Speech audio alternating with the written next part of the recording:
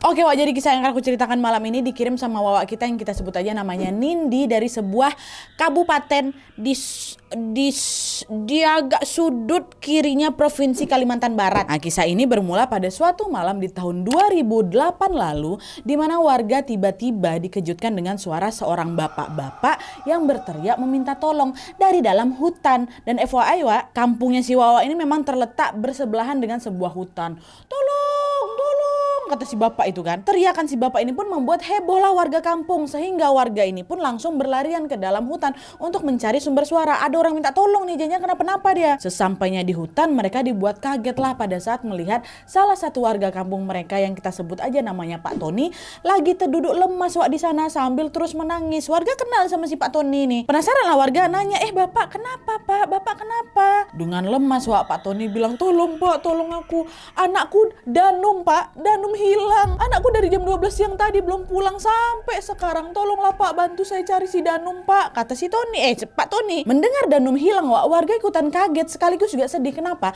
Karena para warga ini juga sudah mengenal Danum dan juga keluarganya Pak Tony dengan sangat baik. Ini aku jelasin lah sedikit latar belakang keluarganya Pak Tony ini Wak ya.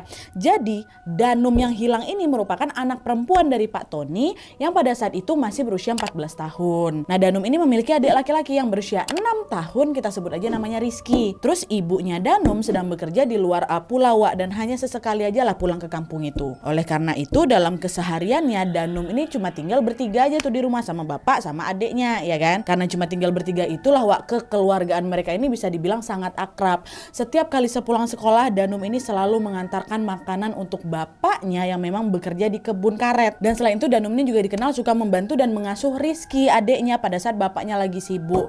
Jadi makanya gitu Wak, di mata para tetangga Danum ini adalah anak yang sangat baik, anak yang sangat sopan gitu.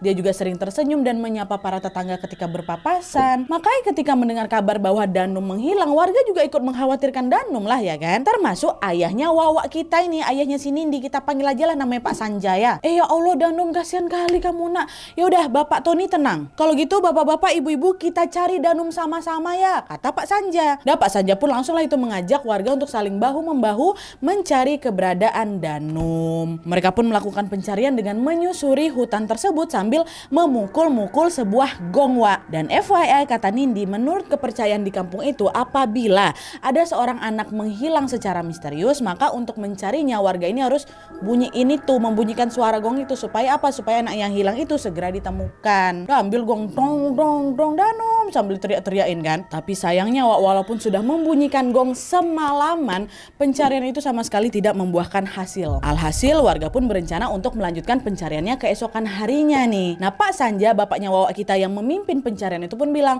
bapak-bapak, ibu-ibu, kita istirahat dulu aja ya. Udah mau pagi ini. Pasti beberapa di antara kalian masih harus bekerja dan juga beraktivitas kan. Kita tunggu saja, siapa tahu nanti siang Danum sudah pulang. Kalaupun memang belum pulang, kita lanjutkan lagi pencariannya setelah aktivitas kita selesai, kata Pak Sanja. Dan tuh mereka nih, warga-warga nih bubar lah Wak, dan kembali ke rumah masing-masing termasuk Pak Tony. Seharian itulah Pak Tony dan juga beberapa warga harap-harap cemas tuh Wak, menanti kepulangan Danum ke rumahnya. Tapi sayangnya hari itu Danum juga tidak kembali ke rumah. Akhirnya betul malam harinya Pak Sanja, bapaknya Wawa ini pun mengajak para warga untuk mencari Danum lagi. Dan sama seperti malam sebelumnya, sejak jam 7 malam warga kembali lagi menabuh gong dong dong dong dan menyusuri jalan-jalan setapak yang ada di hutan belakang itu.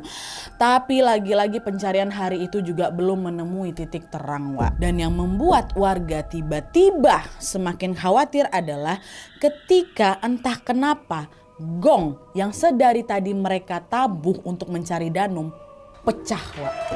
Pecah. Loh, kenapa khawatir Nadia? Emang kenapa kalau pecah? Jadi nih Wak ya, kata Nindi, menurut mitos di sana apabila gong yang ditabuh untuk mencari anak ini pecah, artinya sang anak yang